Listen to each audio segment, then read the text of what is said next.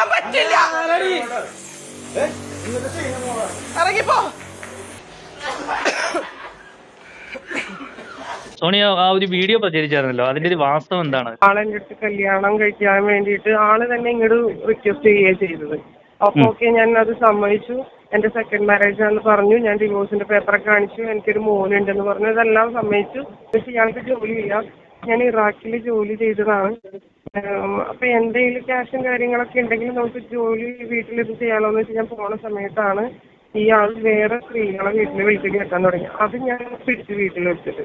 അപ്പൊ ആ ചേച്ചി എന്റെ ഫേസ്ബുക്കിൽ മെസ്സേജ് അയച്ചിട്ട് പറഞ്ഞു എനിക്ക് സംസാരിക്കണം എന്ന് പറഞ്ഞു. അപ്പൊ ഞാൻ നമ്പർ കൊടുത്ത് സംസാരിച്ചപ്പോഴാണ് ചേച്ചി പറയണേ, ഇവര് ഞങ്ങളുടെ കല്യാണത്തിന് മുമ്പ് ഇതേപോലെ ബന്ധമായിരുന്നു, ഇത് കണ്ടിന്യൂ ചെയ്തുകൊണ്ട് പോവാണ് കല്യാണം കഴിഞ്ഞിട്ടെന്ന് പറഞ്ഞു. പിന്നെ ഈ ചേച്ചിയുടെ ഭർത്താവ് ഇയാൾക്കെതിരെ കേസ് കൊടുത്ത വക്കീൽ നോട്ടീസൊക്കെ ഞാൻ പിടിച്ചു.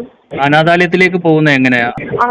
ഈ സംഭവം നടന്ന് ഞാൻ പിടിച്ചില്ലേ, പിടിച്ച് ഇയാളുടെ ഫോൺ ചെക്ക് ചെയ്ത് ഇതെല്ലാം പിടിച്ചു കഴിഞ്ഞപ്പോ അയാൾക്ക് പിന്നെ എന്നെ ഇങ്ങനെ ഉദ്ദേശിക്കണം എന്നായി. ഞാൻ ഈ കള്ളത്തരൊക്കെ കണ്ടുപിടിച്ചു കഴിഞ്ഞപ്പോ പറഞ്ഞു എന്റെ ഭാര്യ എന്നെ കൊല്ലാൻ നോക്കുവാണ്, അവൾ ബിജെപിയിൽ ചേർന്നിട്ടെന്നും പറഞ്ഞ് എനിക്കെതിരെ കള്ളക്കേസ് കൊടുത്തു. ഞാൻ അയാളെ കൊല്ലാൻ നോക്കി.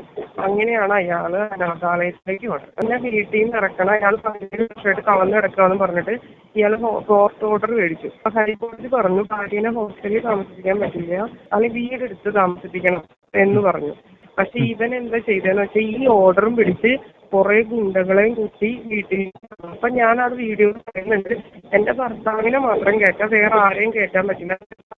വന്ന 2 അവന്മാരെ വിളിച്ച് ബാക്കി ആരെയും എനിക്ക് അറിയില്ല. വീഡിയോ എടുത്തപ്പോ അവൻ ഇറങ്ങി എന്നെ പിടിക്കാൻ നോക്കി. അപ്പൊ ഞാൻ എന്റെ ഫ്രണ്ട് തന്ന പെപ്പർ സ്പ്രേ ഞാൻ എപ്പോഴും വീട്ടിൽ കരുതുന്നത്. രാത്രിയും പകലൊക്കെ എന്നെ ഇങ്ങനെ വാതിലിൽ വന്ന് മുട്ടലും ശല്യമൊക്കെ ഉണ്ടായിരുന്നു. അപ്പോഴാണ് ഇവൻ പെപ്പർ സ്പ്രേ അടിച്ചു കഴിഞ്ഞ് ഇവൻ പുറത്തേക്ക് പോയി. അപ്പൊ ഞാൻ എന്ത് ചെയ്ത് വാതിൽ ചേട്ടനെ അകത്തേക്ക് കേട്ടാളോന്ന് വെച്ചിട്ട് ഇവൻ വാക്കത്തിയും കൊണ്ട് വന്നു.